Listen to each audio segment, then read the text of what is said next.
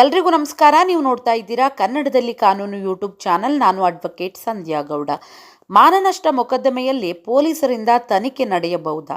SC/ST ಕಾಯ್ದೆಯನ್ನು ಸೇರಿಸಿದ್ರೆ FIR ಸ್ವಯಂ ಮಾನ್ಯವಾಗುತ್ತಾ? ಈ ಎಲ್ಲ ಪ್ರಶ್ನೆಗಳಿಗೆ ಉತ್ತರವನ್ನು ಕೊಟ್ಟಿದೆ ಕರ್ನಾಟಕ ಹೈಕೋರ್ಟ್. ನಾನಿವತ್ತು ಕರ್ನಾಟಕ ಹೈಕೋರ್ಟಿನ ಈ ಮಹತ್ವದ ತೀರ್ಪಿನಲ್ಲಿ ಏನೆಲ್ಲ ಹೇಳಲಾಗಿದೆ ಎಂಬುದನ್ನು ಈ ವಿಡಿಯೋದಲ್ಲಿ ತಿಳಿಸ್ತಾ ಇದ್ದೀನಿ. ವಿಡಿಯೋ ನೋಡೋದಕ್ಕೂ ಮೊದಲು ಸಬ್ಸ್ಕ್ರೈಬ್ ಮಾಡಿಕೊಂಡು ವಿಡಿಯೋನ ನೋಡಿ ಅಂತ ಹೇಳ್ತಾ ವಿಷಯನ ಸ್ಟಾರ್ಟ್ ಮಾಡ್ತಾ ಇದ್ದೀನಿ. ಬೆಂಗಳೂರು ಉತ್ತರ ವಿಶ್ವವಿದ್ಯಾಲಯದ ಮಾಜಿ ಕುಲಪತಿ ಪ್ರೊಫೆಸರ್ ನಿರಂಜನ ಅವರ ವಿರುದ್ಧ ದಾಖಲಾಗಿದ್ದ FIR ಅನ್ನು ಹೈಕೋರ್ಟ್ ರದ್ದುಪಡಿಸಿದೆ. ಹೈಕೋರ್ಟ್ FIR ಅನ್ನು ರದ್ದುಪಡಿಸುವಾಗ ಏನೆಲ್ಲ ವಿಷಯಗಳನ್ನು ಆಧಾರವಾಗಿಟ್ಕೊಂಡು ವಿವರಿಸಿದೆ ಎಂಬುದನ್ನು ನೋಡ್ತಾ ಹೋಗೋಣ. ಪ್ರಕರಣದ ಹಿನ್ನೆಲೆಯನ್ನು ನೋಡೋದಾದರೆ, ಪ್ರೊಫೆಸರ್ ನಿರಂಜನ ಅವರು ಬೆಂಗಳೂರು ಉತ್ತರ ವಿಶ್ವವಿದ್ಯಾಲಯದ ಕುಲಪತಿಯಾಗಿದ್ದರು. ಆಗ ಒಬ್ಬ ಭಾಗಕಾಲಿಕ ಉಪನ್ಯಾಸಕಿಯ ಸೇವೆಯನ್ನು ರದ್ದು ಮಾಡುವ ನಿರ್ಧಾರವನ್ನು ವಿಶ್ವವಿದ್ಯಾಲಯ ತೆಗೆದುಕೊಂಡಿತ್ತು. ಅದನ್ನು ಪ್ರಶ್ನಿಸಿ ಆ ಉಪನ್ಯಾಸಕಿ ಹೈಕೋರ್ಟ್ಗೆ ಹೋಗಿದ್ದರು.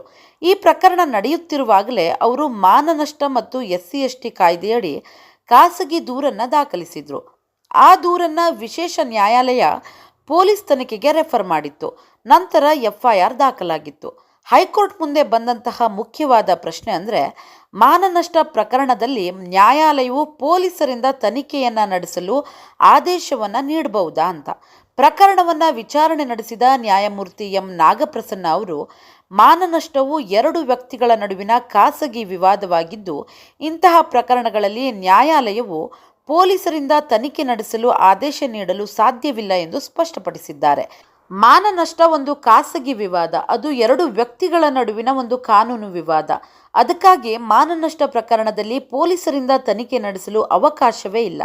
ಮಾನನಷ್ಟದ ಜೊತೆಗೆ ಇತರೆ ಆರೋಪಗಳನ್ನು ಆರೋಪಿಸಿದ್ರೂ ಸಹ, ಅಂದರೆ BNSS ಸೆಕ್ಷನ್ 223 ಪೊಲೀಸ್ ತನಿಖೆಗೆ ಕಾನೂನು ತಡೆ ಇರುವುದಾಗಿ ನ್ಯಾಯಾಲಯ ಹೇಳಿದೆ. SC/ST ಕಾಯ್ದೆಯನ್ನು ಸೇರಿಸಿದ್ರೂ ತನಿಖೆ ಸಾಧ್ಯವಿಲ್ಲ.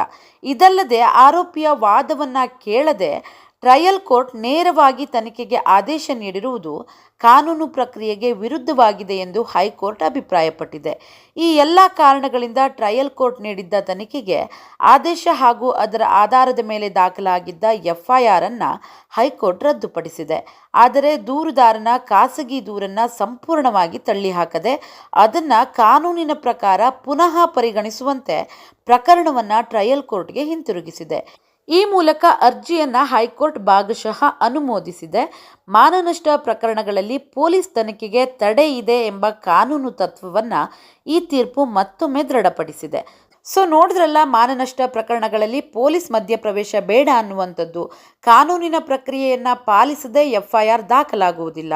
SC/ST ಕಾಯ್ದೆಯ ದುರುಪಯೋಗಕ್ಕೆ ಬ್ರೇಕ್ ಅಂತ ಹೇಳ್ತಾ ವಿಷಯನ ಇಲ್ಲಿಗೆ ಮುಗಿಸ್ತಾ ಇದ್ದೀನಿ. ವಿಡಿಯೋ ನಿಮಗೆಲ್ಲ ಇಷ್ಟ ಆಗಿದ್ದರೆ ಖಂಡಿತ ಲೈಕ್ ಮಾಡಿ, ಶೇರ್ ಮಾಡಿ. ಇನ್ನಷ್ಟು ನ್ಯಾಯಾಲಯದ ತೀರ್ಪುಗಳು ಮತ್ತು ಕಾನೂನು ಅಪ್ಡೇಟ್ಸ್ಗಳಿಗಾಗಿ ನಮ್ಮ ಚಾನಲನ್ನು ಸಬ್ಸ್ಕ್ರೈಬ್ ಮಾಡೋದನ್ನು ಖಂಡಿತ ಮರಿಬೇಡಿ. Thank you so much.